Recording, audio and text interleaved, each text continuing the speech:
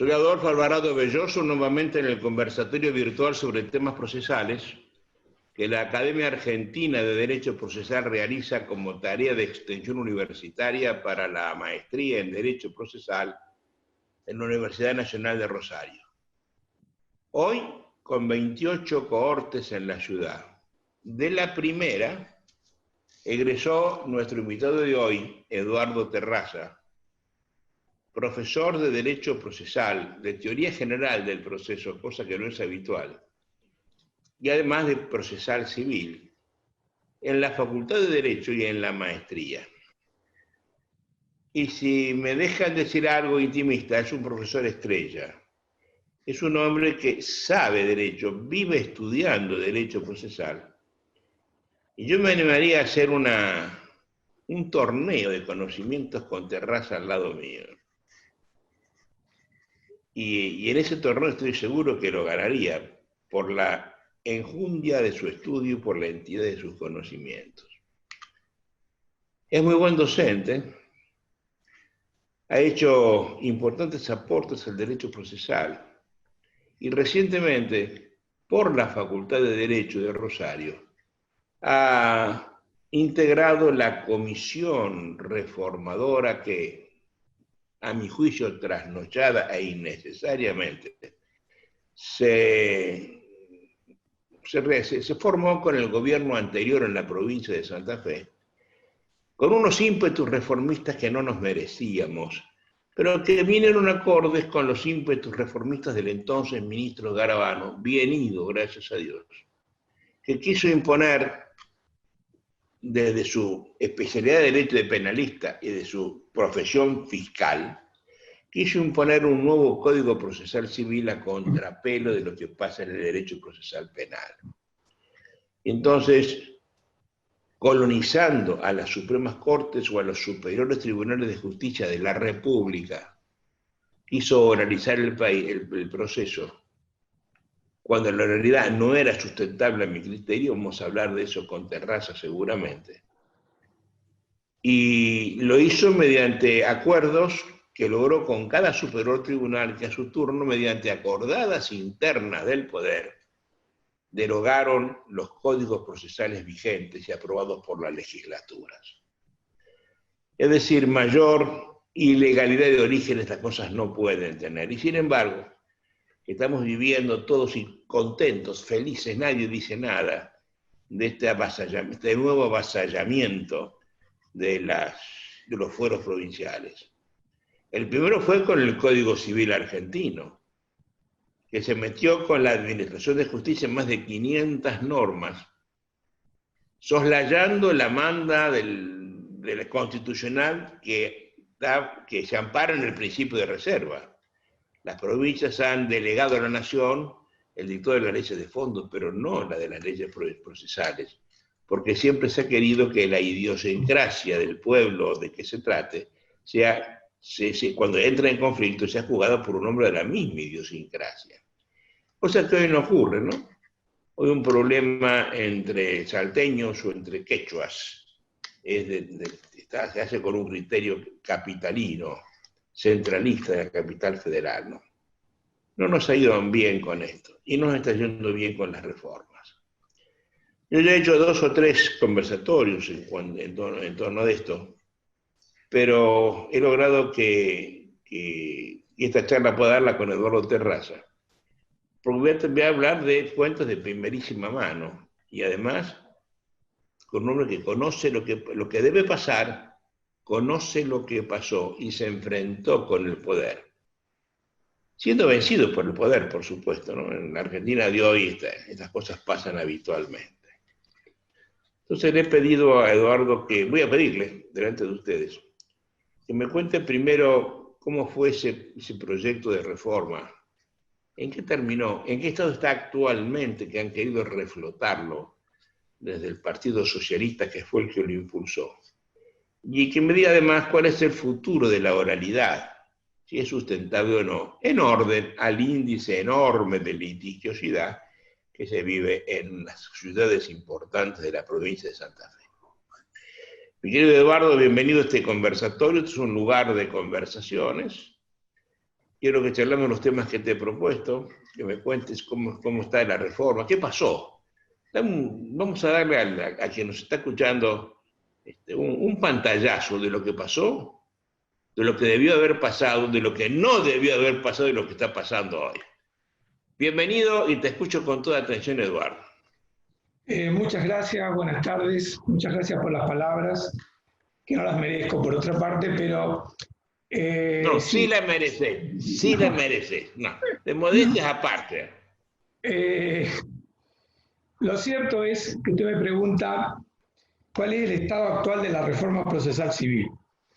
O sea, por un lado, en la actualidad tenemos que hay un proyecto, que usted recién mencionó, que es un proyecto de Código Procesal Civil y Comercial, presentado recientemente por el presidente de la Cámara de Diputados, Miguel Lischit, ahora en 2 de noviembre de 2020, que viene a reproducir sustancialmente lo que fue el proyecto aprobado por diputados el año pasado, que obtuvo media sanción en la Cámara de Diputados, pero que después perdió estado legislativo estando en el Senado.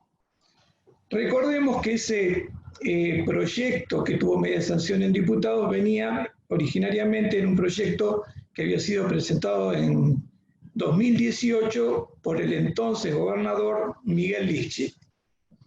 Y que antes de ese... O sea que Lischit insiste, de otro puesto insiste en lo mismo. Sí, insiste en lo mismo, es decir, con pequeñas modificaciones, pero es lo mismo.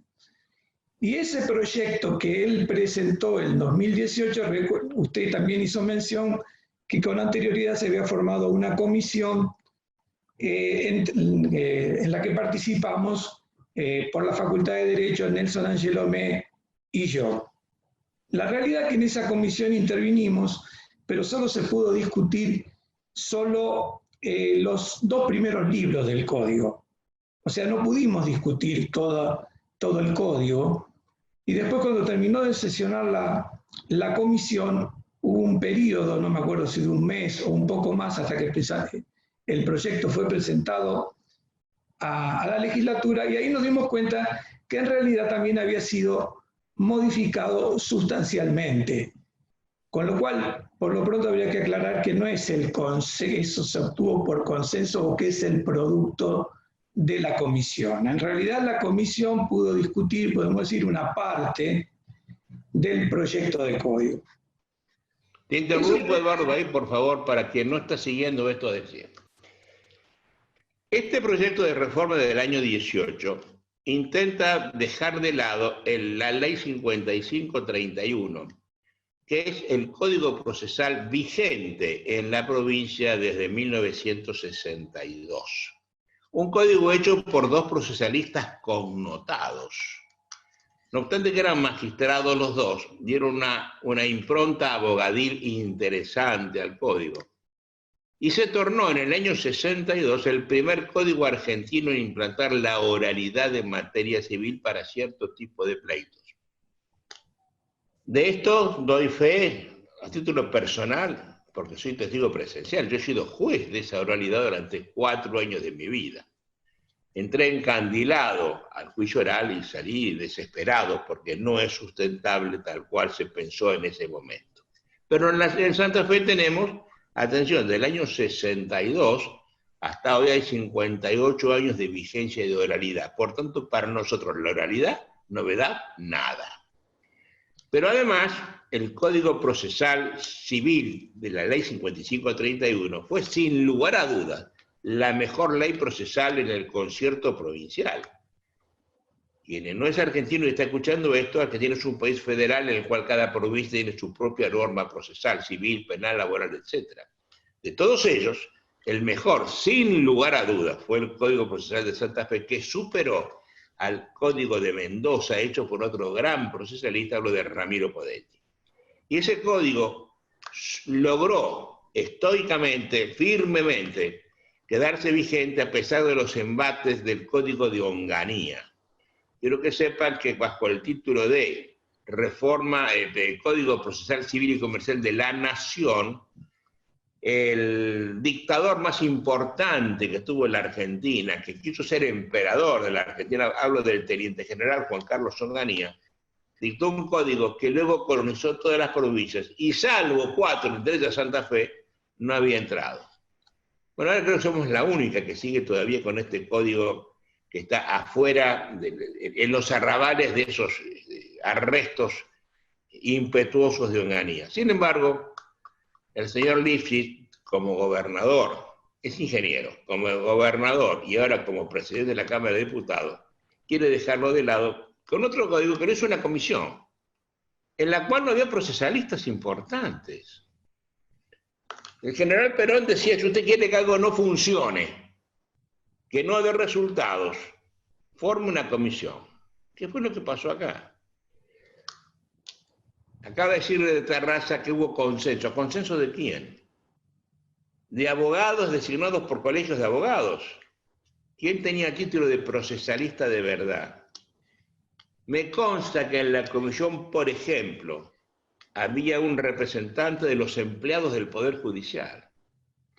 Pregunto honestamente, ¿qué tienen que ver los empleados del Poder Judicial para hacer un código procesal civil y comercial?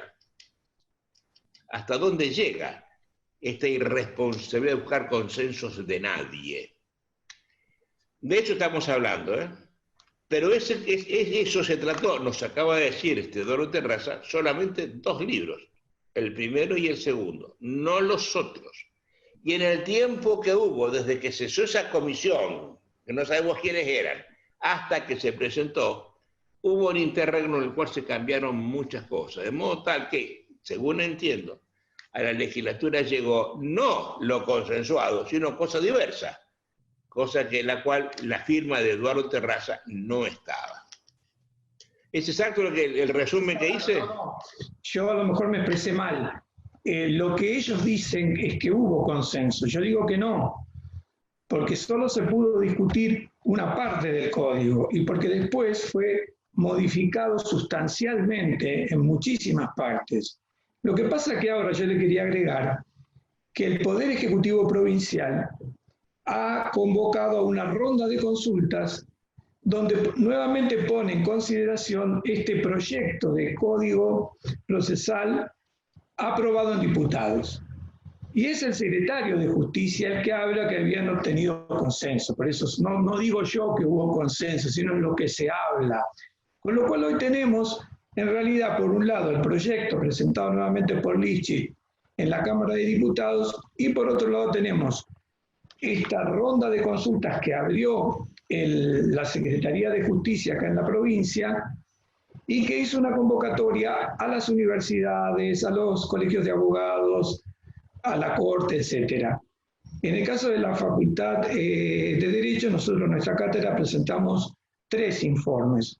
Uno elaborado por Andrea Meroy, otro que elaboró Nelson y toda la Comisión 41, Gustavo Acosta, Juan Pablo Zuccarini, y otro que escribí yo. En realidad, esos 3 proyectos son fundamentalmente críticos. Ahora, usted habló de la oralidad, y es verdad, en Santa Fe la oralidad la tenemos del año 62.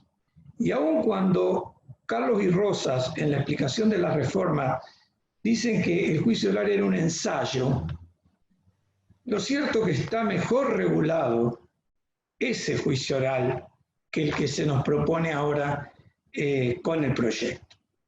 El proyecto en realidad tiene otra inspiración. Está inspirado en el documento de bases para la reforma procesal civil y comercial que se enmarca en el espacio denominado Justicia 2020, que propugna un proceso por audiencia y que ellos dicen que es basado en la celeridad, la inmediación y la transparencia.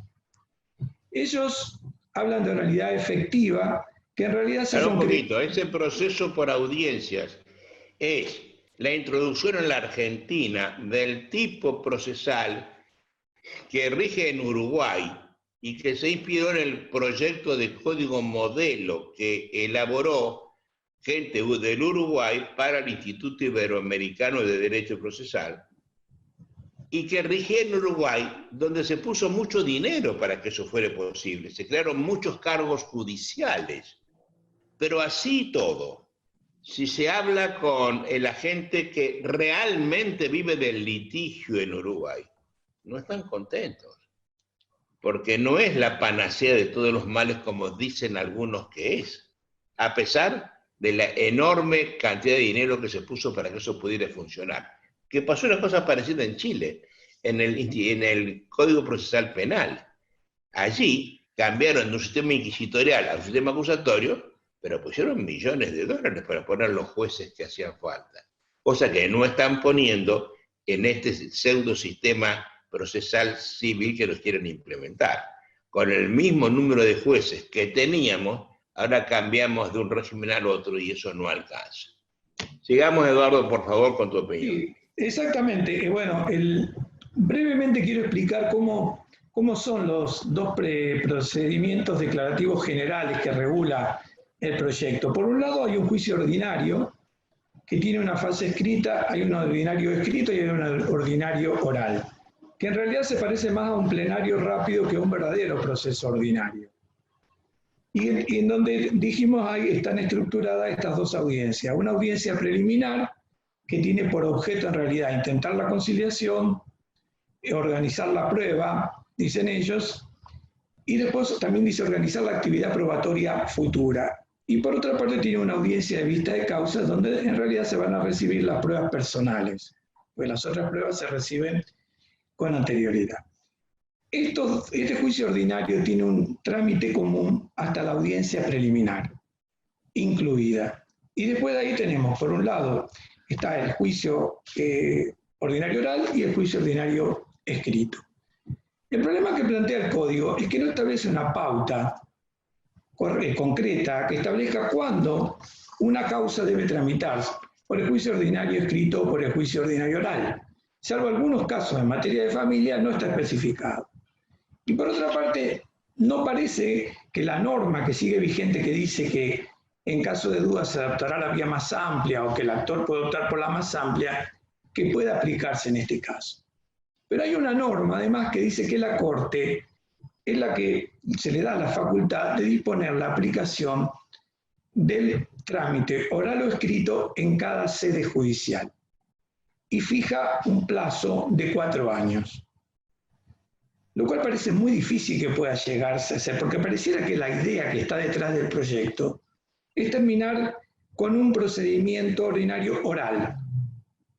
Con lo cual también hoy está aceptado que la oralidad no sirve para todos los casos, que hay determinadas cuestiones que se sustancian mucho mejor por el juicio escrito. Pero bueno, esa parece ser la idea, que se pueda concretar es otro problema.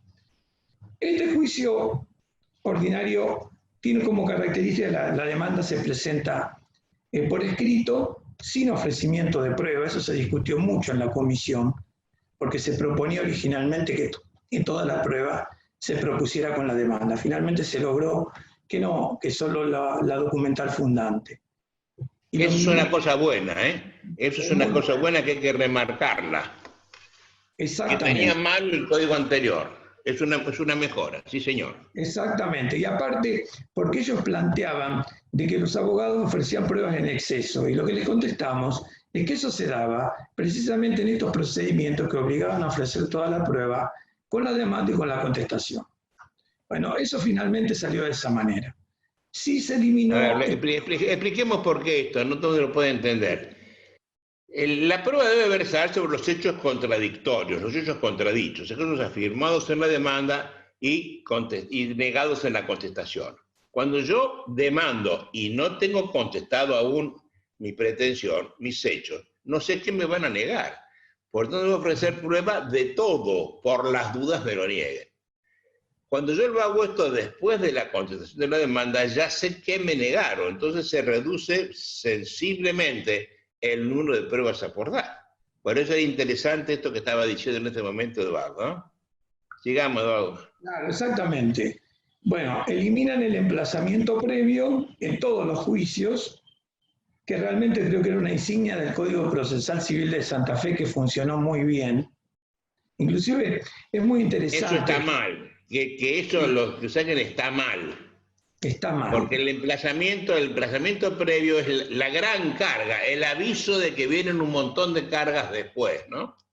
Exactamente. Y aparte, buscando en la historia, en la reforma del año 40 se lo quiso eliminar al emplazamiento previo.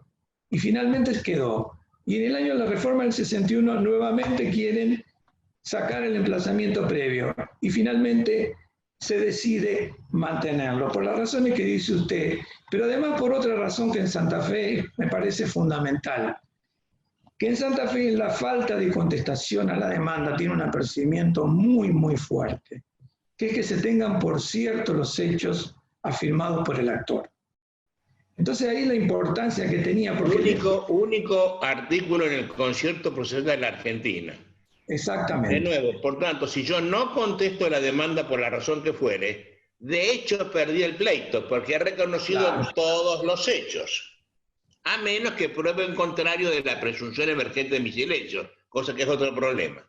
Exactamente, sí, exacto. Santa Fe es el único código que tiene ese sistema, porque el de la Nación tiene un sistema híbrido que es realmente perjudicial.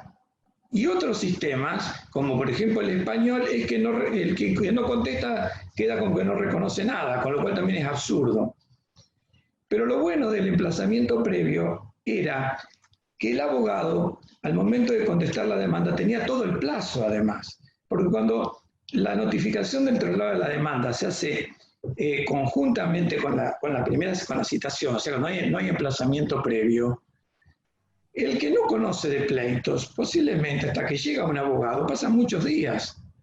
La cédula va dando vuelta en la mesa del comedor, se le pregunta a uno, y finalmente cuando llega el abogado, si es que llega, queda un plazo muy breve para contestar. Bueno, todas esas cosas se solucionaban con el emplazamiento previo, pero definitivamente la opinión mayoritaria fue eliminar. Después de contestada la demanda, acá el procedimiento es lo que se da, lo que yo quería hablar después más adelante. Hay una tramitación forzada. No, perdón. Pero en el proyecto vigente no está eliminado. No, está eliminado el emplazamiento previo. Quedó el emplazamiento en el proyecto, no en el sistema vigente. En el proyecto... Oye, pero a ver, vamos a decirlo de nuevo. Si hoy tenemos un sistema de notificaciones absolutamente irregular, ¿no? No se rige por la percepción, sino por otras razones. Por la recepción, sino por otras razones.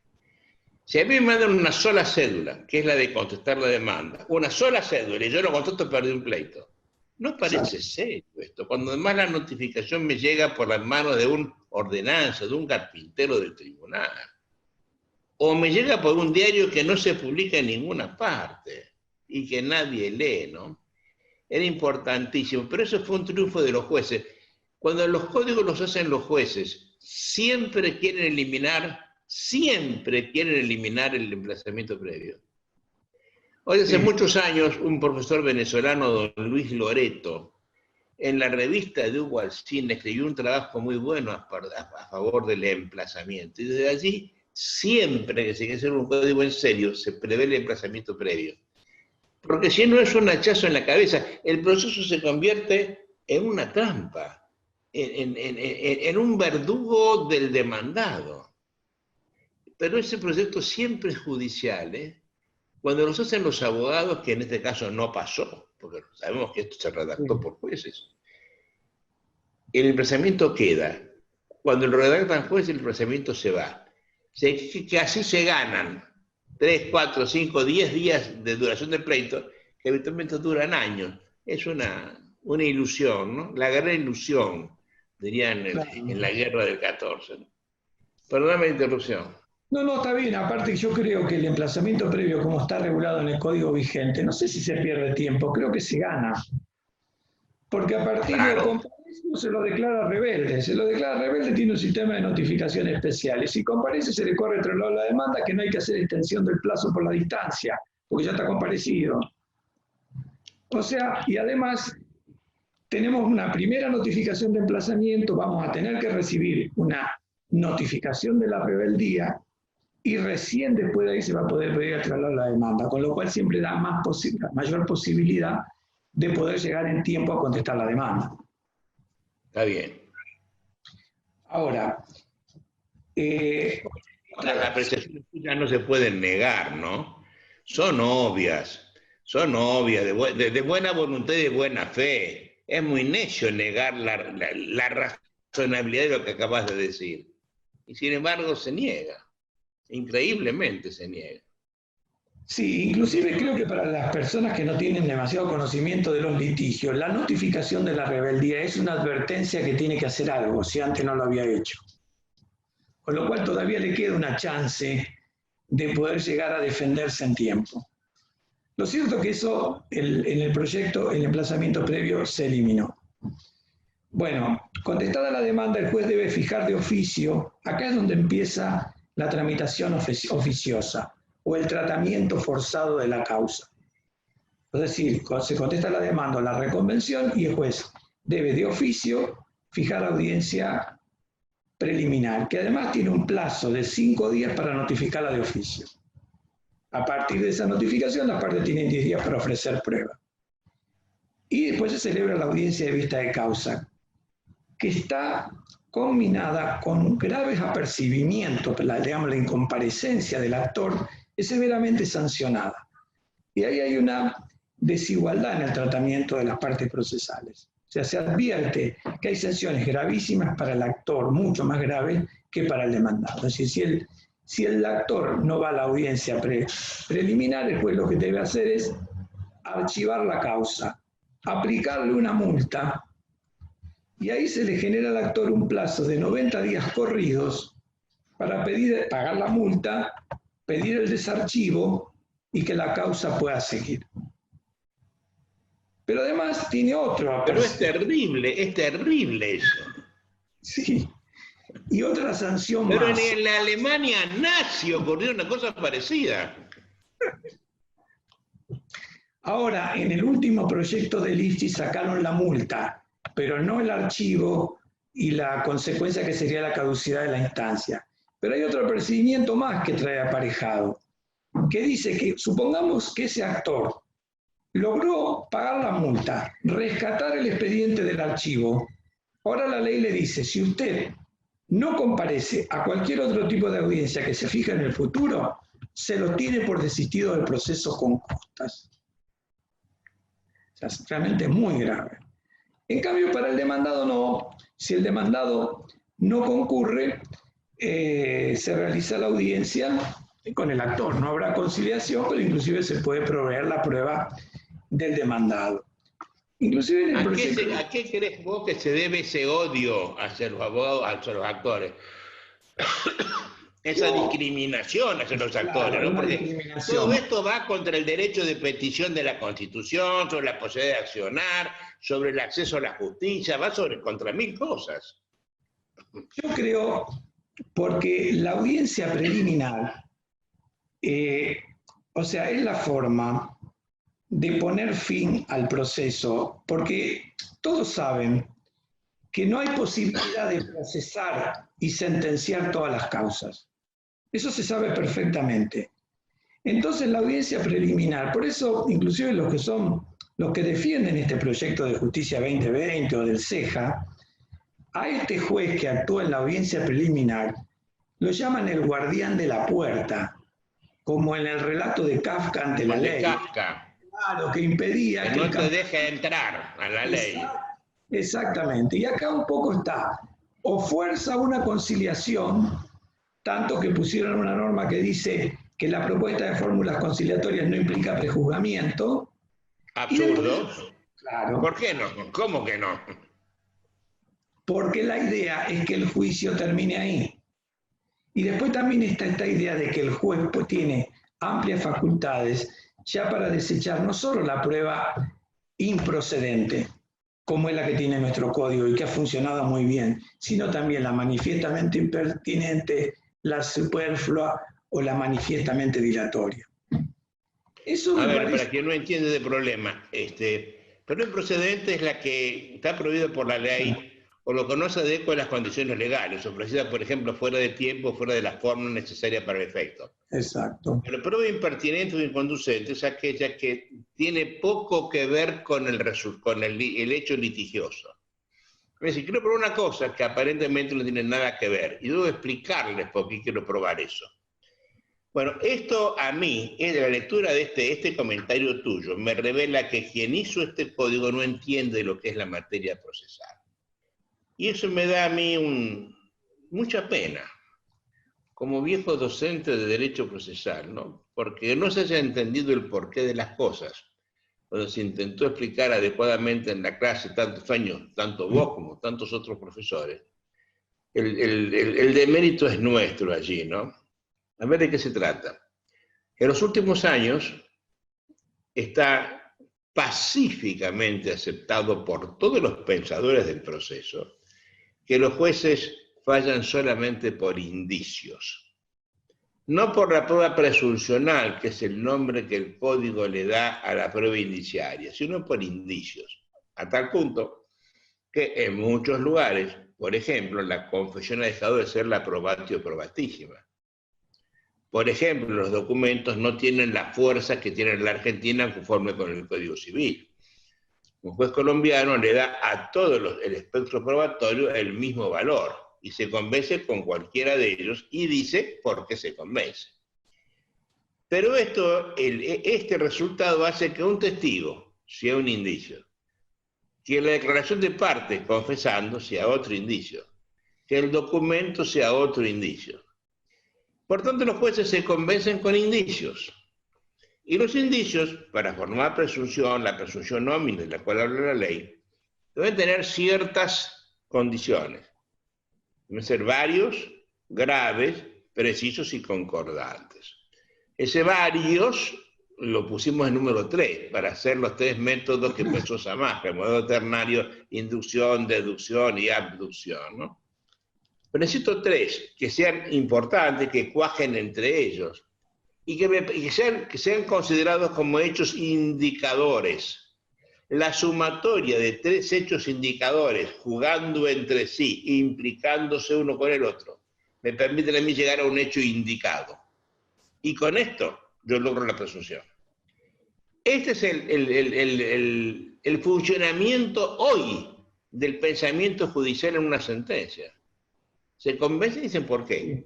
Y esto lo están negando, porque cuando me impiden a mí llegar, hacer una prueba aparentemente impertinente o inconducente, me prohíben probar un hecho indicador que no es para formar eventualmente un hecho indicado junto con otros indicadores. Es decir, eso atenta, lesiona gravemente el derecho de defensa de las partes. Por eso nuestro código era virtuoso.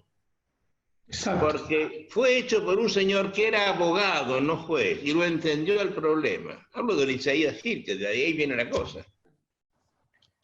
Único código en la Argentina que desde 1880 establecía que los jueces no pueden expedirse acerca de la impertinencia probatoria hasta la sentencia. Bueno, lo hemos sacado. Gran triunfo del garabanismo y de la justicia 2020, ¿no? Además, eso siempre funcionó bien en Santa Fe. Nunca planteó problemas, para nada. Inclusive tratando de buscar un poco la razón de eso. Esa norma que faculta a los jueces a verificar si hay la pertinencia de la prueba, en el derecho anglosajón tiene una razón cuando hay jurado. Porque ahí se controla cuál es la prueba que se le va a presentar al jurado. Pero aún así, dentro del derecho anglosajón, los autores cuestionan el problema, porque dicen que es muy difícil determinar cuándo una prueba es pertinente o impertinente. O sea que aún para ellos ese problema está. Y acá nosotros hemos importado inútilmente este problema. Pero bueno, es... No, ignaramente, no, perdóname, no. Esto lo hacemos por ignorancia del legislador, ¿no? Se cree que con eso es el autoritarismo de los códigos monárquicos europeos que están imperando en la Argentina. A nosotros nos dicen acá que la modernidad procesal está en el Código Austrohúngaro de 1895. Eso es la modernidad, eso. En el año 2020 lo importante es el pensamiento de 1895. Atención, en el código que generó el código nazi del 37 y el código italiano del 40. O sea, más autoritario no podía ser. Lo hemos logrado en Santa Fe, ¿no? Qué pena que me dé esta conversación, mi querido Eduardo. Pero seguía peinándome, por favor, porque... Bueno, no, De brevemente, acá de aquí es masoquismo, acá, ¿cómo se va? Yo decía esto del tratamiento forzado de la causa. O sea, en la audiencia preliminar, el juez debe fijar audiencia de vista de causa dentro de un plazo en un plazo de 80 días, que también la notifica de oficio, y con los mismos apercibimientos más graves para el actor. En la audiencia de vista de causa se reciben en realidad las pruebas personales y el juez después debe dictar sentencia. Pero con lo que usted había dicho al principio y hablamos, la diferencia que hay en la regulación, el código vigente, el del año 62, dice que terminado el debate, el tribunal pasará a deliberar y vuelto a la sala dará lectura del fallo y quedará así notificado a los litigantes. Y solo excepcionalmente, decía, si la causa es compleja, le da un plazo de 15 días. Ahora en el proyecto se habla, primero, de correr traslado a las partes para alegar, cosa que el traslado no se justifica en el juicio oral.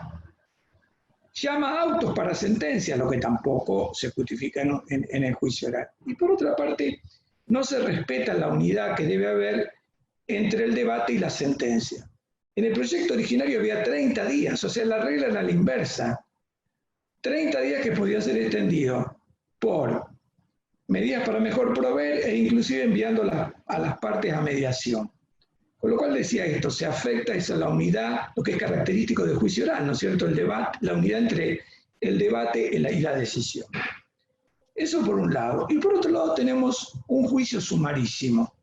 El juicio sumario... Oye, no, pero párate ahí. Si yo en lugar de sentencia mando las partes a mediación, puedo estar toda la vida esperando la mediación. Ahora dependemos de terceros, de actividades diferentes, de pago de actividades diferentes, ¿no?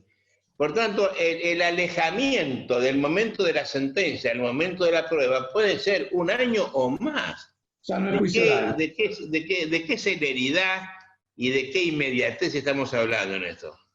No, aparte sería un juicio escrito en realidad. Leemos acta o escuchamos o miramos videos en esos casos. Realmente es así.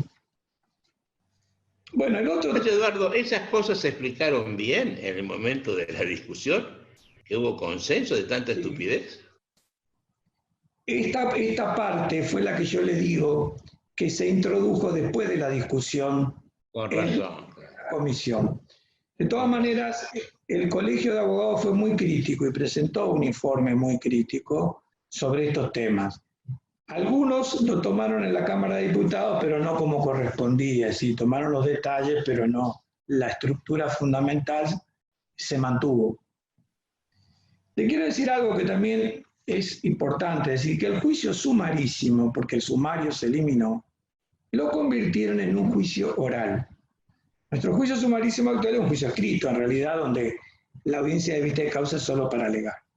Ahora, en cambio, el juicio sumarísimo tiene una audiencia de vista de causa en donde se van a recibir las pruebas personales, se va a alegar, es decir, un juicio oral.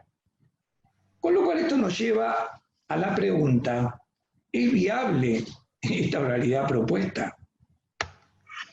Porque si nosotros pensamos que el proyecto ha modificado el sistema de enjuiciamiento, o sea, ha sustituido el impulso de parte, que es el que rige nuestro Código Procesal, por el impulso de oficio. Nosotros vemos que una vez contestada la demanda, todos los actos están concatenados de tal manera que contesta la demanda, después de oficio fija audiencia preliminar, en la audiencia preliminar fija la audiencia de vista de causa dentro de determinados plazos, y así llegamos hasta la sentencia. Este tratamiento, lo que Cipriani llamaba el tratamiento forzado del proceso, de las causas, y que lo explica muy bien, con estadística de Italia, donde él creo que decía que en realidad de las causas que se inician, solo menos de un 50% son las que llegan a sentencia. Ahora, cuando nosotros en la Argentina el 14.9%, te corrijo. Acá en Rosario, el 14.9% según estadística que ha publicado la Corte. Ahora preguntamos, ¿este tratamiento forzado se puede mantener en el tiempo? Porque para que pueda mantenerse en el tiempo tiene que haber una cantidad suficiente de jueces y tribunales que puedan procesar y decidir de manera oportuna todas las controversias pendientes, lo cual eso está lejísimo de poder alcanzarse en la provincia de Santa Fe. No solo uno podría ser, pero creo que tampoco en la ciudad de Santa Fe y Rosario, pero en los otros asientos judiciales es realmente imposible. Con lo cual esta tramitación forzada lo que va a llevar es una acumulación de causas en poco tiempo y a un verdadero colapso del sistema.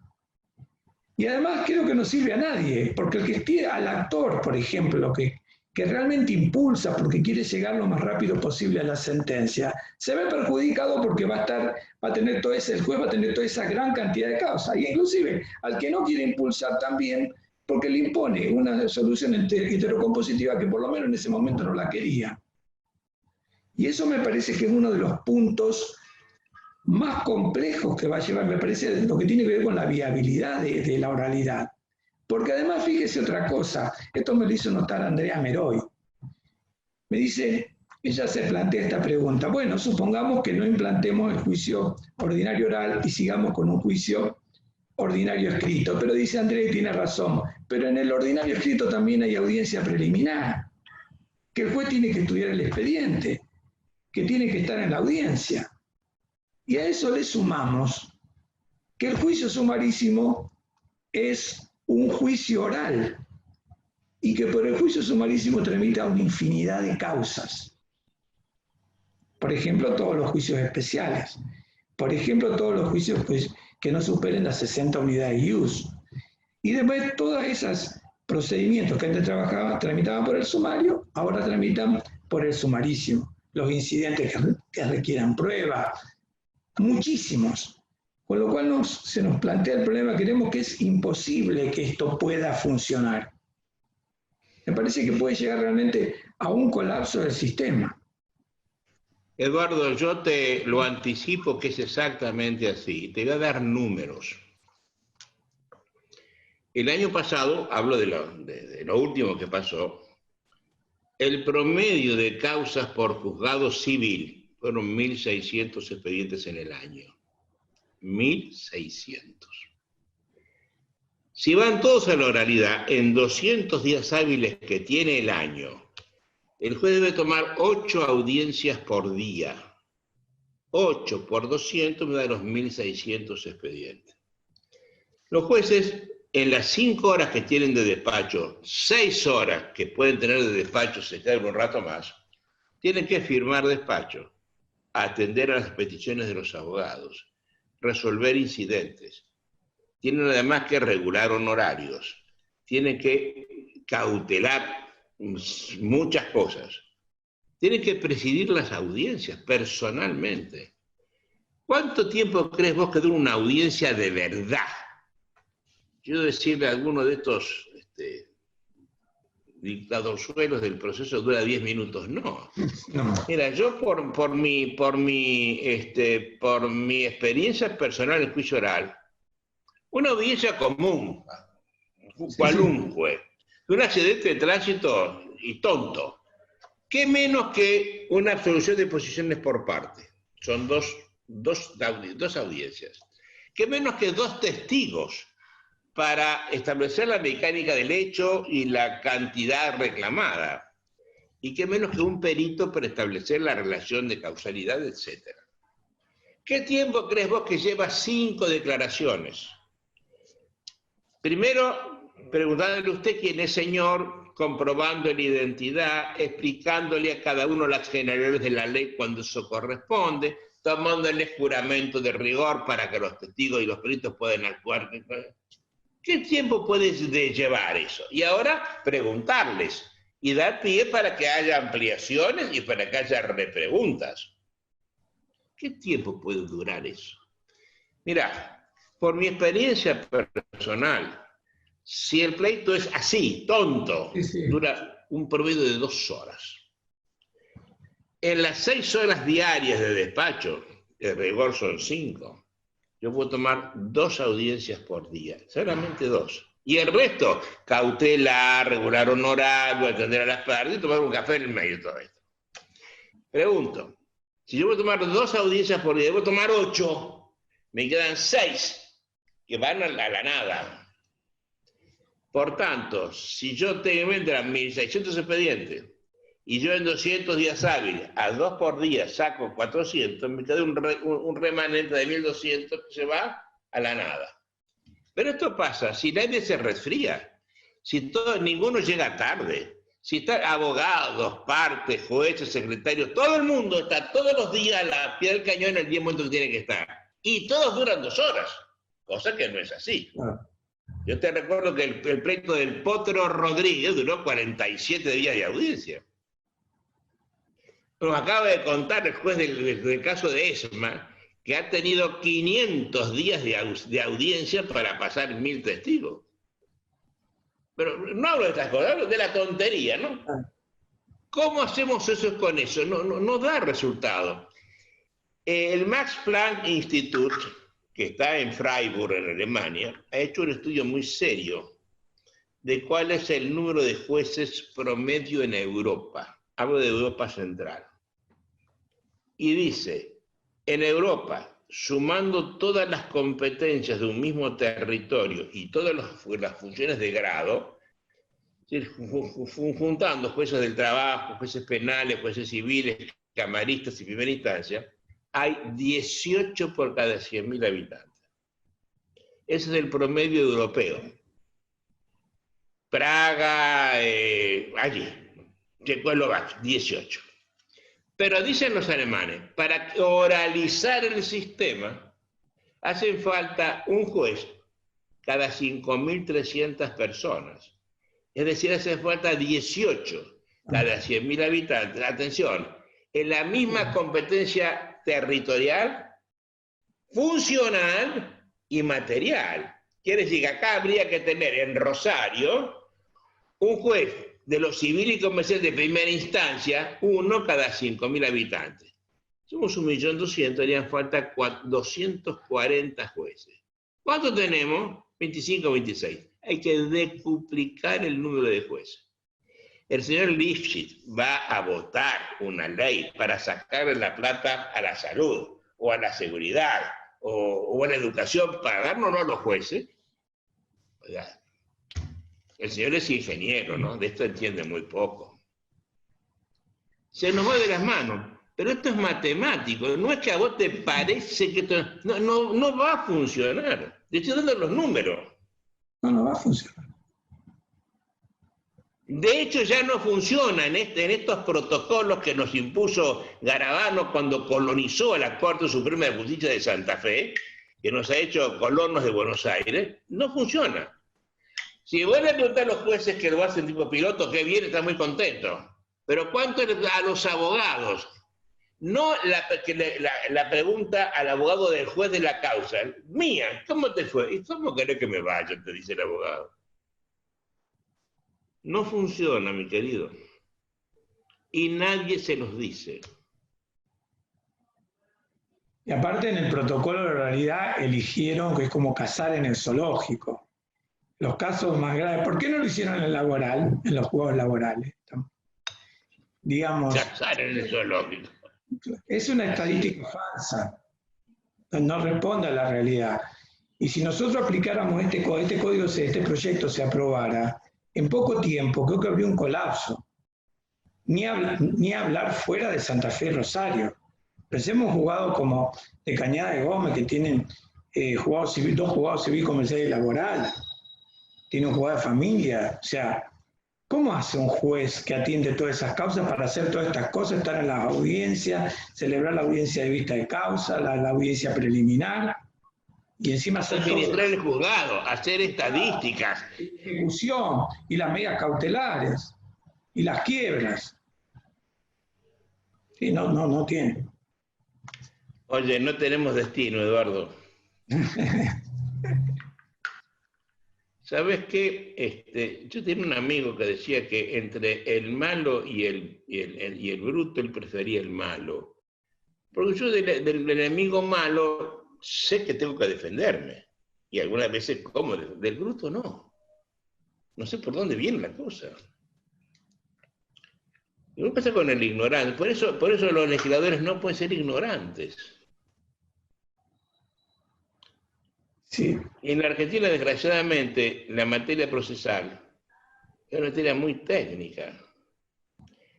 Mira, los códigos argentinos que han tenido vigencia en la vida son los que hicieron una sola persona. El código de Acevedo, el código de Peco, el código de Vélez. O dos, Carlos y Rosas. Pero uno o dos, uno.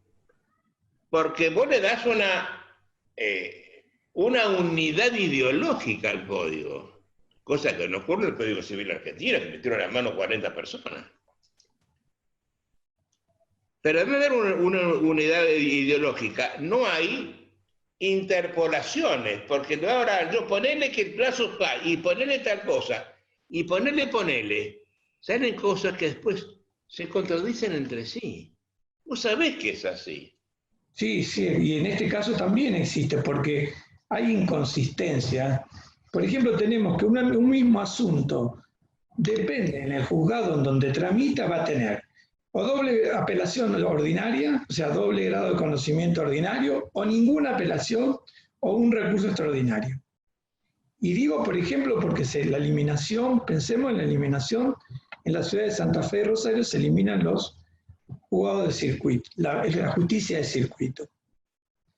Pero hay una norma que establece, que ahora va a ser general, digamos que limita la apelación en función de la cuantía del agravio. Con lo cual, ahora tenemos que en Santa Fe de Rosario, esas causas que antes tramitaban ante los juzgados de circuito y que tenían un doble grado de conocimiento ordinario con la posibilidad de apelación amplia, hoy no lo van a tener. Porque esas causas van a quedar, por lo menos una mayoría, por debajo del límite que establece la norma del artículo 348 que se hizo general.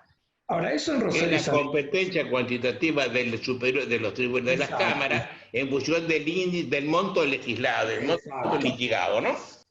Claro, pero nosotros no podemos admitir que haya causas que no van a tener, yo digo, las causas que hoy tramitan en circuito, gran parte no van a tener apelación, pero ni para la sentencia definitiva, lo cual ahí ya nos plantea un problema.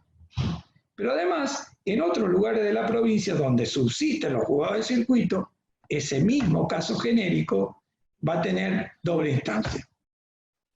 Y si es un caso que tramita en el colegiado, va a tener en realidad, o puede ser una instancia... Un recurso de casación. Claro, un recurso de casación. Y así hay un montón de esas inconsistencias. ¿Alguien se las dijo a los codificadores? Sí, sí, inclusive cuando desde el Colegio de Abogados también trabajamos mucho, mucha gente del Instituto de Derecho Procesal, y se presentaron informes a la legislatura y hablamos, y esas contradicciones fueron puestas de manifiesto, sí, sí. Y una cosa que también se criticó mucho fueron las delegaciones a la Corte, delegaciones legislativas a la Corte. ¿Qué es eso? Nosotros sabemos que nuestra Constitución, que es muy clara la Constitución de Santa Fe, que dice que es atribución de la legislatura dictar las leyes de organización y procedimientos judiciales. Eso es el artículo 55, inciso cuarto. Y después hay otra norma en el 97 que dice claramente, la administración de justicia se rige por una ley reglamentaria de su organización y por códigos que determinan su proceder. O sea, claramente lo que hay es un sometimiento de la jurisdicción a la ley. La Constitución lo que admite es proponer a la Corte, que no es legislar, proponer reformas de organización y de procedimiento y también ejercer las llamadas funciones que la Constitución se llama de superintendencia y la ley orgánica funciones de gobierno del Poder Judicial, que son funciones ejecutivas, además obviamente de las jurisdiccionales. Entonces claramente que la Corte no puede legislar. Y este proyecto, y es más ahora leyendo este nuevo que presentó Lichi, se han agregado las delegaciones a la Corte. Puedo leer algunas porque son muchísimas. Por ejemplo, se le delega a la Corte la facultad de regular la incorporación de medios electrónicos, de fijar los recaudos para de las presentaciones, la notificación electrónica y el alcance de la notificación en el domicilio electrónico, reemplazar la subasta común por la subasta electrónica, designar peritos, aplicar el trámite oral o escrito en cada sede judicial. Es decir, y además fíjense que faculta a la Corte Suprema a asignar a determinados juzgados, por ejemplo, de juzgados de primera instancia de distrito en lo civil y comercial, determinadas materias, como puede ser quiebras, sociedades, materia de desalojo, etc. Y además también la habilita a transformar a los restantes juzgados de circuito en juzgados de distrito. Todo lo cual claramente excede las competencias, eso es la competencia que hace la Constitución. Y tiene otro problema adicional, que ¿cómo cuestionamos nosotros la legitimidad de ese reglamento? Es decir, si vamos a un juez inferior, de alguna manera se ve afectada su independencia, porque tiene que decir que es ilegítimo un reglamento que hizo la Corte. Y si vamos a la Corte, podríamos decir que no es imparcial, porque por lo menos tiene un compromiso institucional en que esa reglamentación. Y nosotros lo que vemos sobre todo... Y si vas a los subrogantes de la Corte, abogados en ejercicio, claro. ¿Quién le pone el cascabel al gato? Claro. Con lo cual ahí tenemos también otro problema, que no tenemos el derecho a un recurso efectivo. O sea, hay una cosa que por lo menos hay que remarcar, que todos los colegios de abogados, de común acuerdo, hicieron una crítica muy fuerte a estas delegaciones legislativas. O sea, todos los 5 colegios de la provincia. Con lo cual, por lo menos algo. Pero de todas maneras, la Corte sigue dictando reglamentos. De hecho, por ejemplo, es el caso de la incorporación de las tecnologías, de la información y de la comunicación. Eso se ha hecho a través de reglamentos y acordadas de la Corte, cuando en realidad debió haberse hecho por ley. Pero además, esos reglamentos no es que regulan, digamos, la implementación de la tecnología, sino que lo que hacen es regular institutos procesales. O sea, regulan, por ejemplo, la notificación.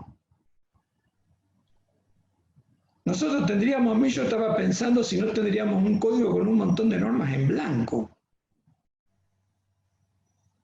Es decir, sobre un montón de aspectos, diría, este es el código, pero tendríamos que ver cuáles son las reglamentaciones después que ha dictado la Corte respecto de esos institutos. Así es, señor, así es. Oye, todo es de extrema gravedad. No, yo recuerdo que en la Convención Constituyente del año del 62, se hizo en el año 61, el redactor material de la parte del Poder Judicial era un juez, fue Roberto Rovere. Eres un administrativista que terminó sus días en la Corte Suprema de Justicia, fue un gran juez, Roberto Rovere. Pero como abogado que llegó a la justicia, le puso la cortapisa, hizo una merma de sus propias facultades. Él fue el redactor material de esa norma, ¿no? Y se cumplió a rajatabla, hasta ahora, donde alguien quiere que la Corte sea legisladora. Me parece a mí que si el legislador común acepta eso, está abdicando de su función de legislar. Exactamente. Y yo no sé, pues a ver, porque entendemos esto, el legislador común tiene una representatividad política que no la tiene la Corte. La Corte es un contrapoder. Exactamente. Al legislador lo elige el pueblo y legisla como mandato del pueblo. ¿Y la Corte como mandato de quién? Es decir, me parece que esta delegación, más allá de afectar a la cláusula constitucional progresiva que acabas de decir, rompe el esquema republicano de gobierno. afecta a la Constitución Nacional también, ¿no? Exactamente. Afecta grande y gravemente.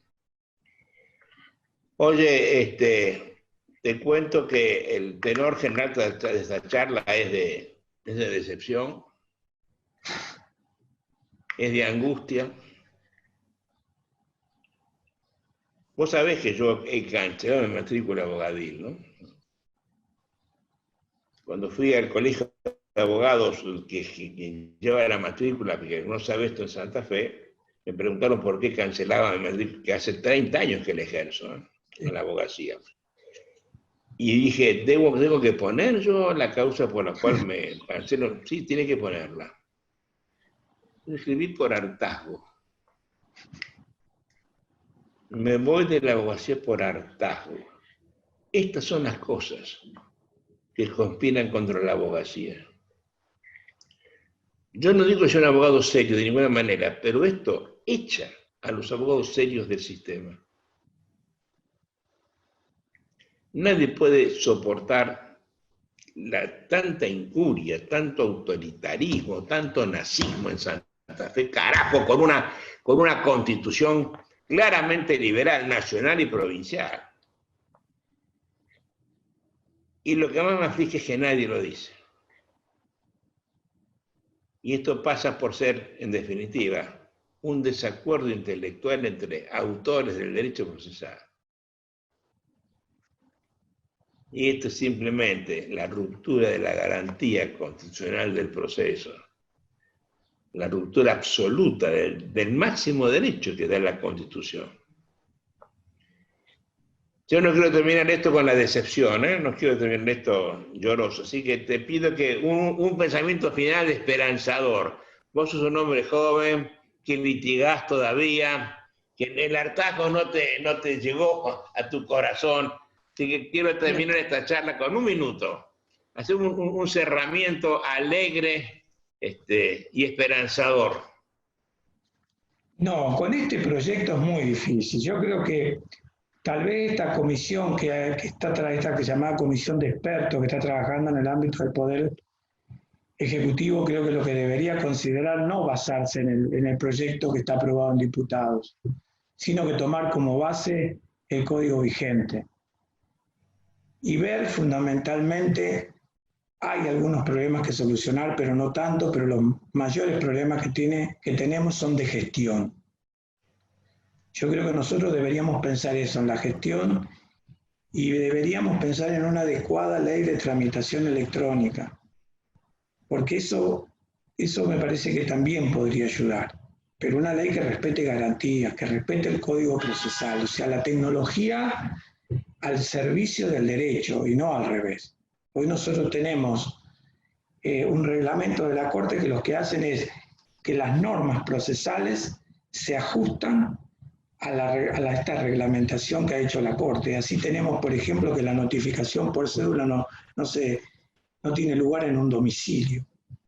Es decir, alteramos vía tecnológica, alteramos en realidad el sentido del instituto, el sentido de la notificación. Y me parece que deberíamos ir por ese lado. Me parece que aprobar este proyecto sería una nueva frustración. Y creo que hay una experiencia también bastante reciente en Santa Fe, que es la última reforma del Código Procesal Laboral, que es tan mala que ni siquiera la aplican los jueces. Con lo cual la situación es terrible, porque estamos en una situación de anomia, no sabemos cuál es la ley que nos rige. Lamentablemente no tengo otro más esperanzador, otro mensaje no tengo. Esta es nuestra realidad, ¿no? Ojalá que alguien la entienda y que no lleguemos a sufrirla diariamente como yo estoy seguro que lo haremos, ¿no? Eduardo, te agradezco muchísimo esta conversación. A mí me llenó, me gustó, me ilustró. Ojalá que esto ocurra también con quien nos está escuchando, ¿no? Y que sirva para que alguien hable. Porque esto se va a sufrir por los abogados y por el pueblo en general. Nadie lo dice, salvo nosotros. O sea, tal vez la inspiración sea que a esto inspire a alguien para seguir bregando a favor de la garantía del proceso, ¿no? Eduardo, un abrazo fuerte y hasta siempre. Muchas gracias. Igualmente, muchas gracias.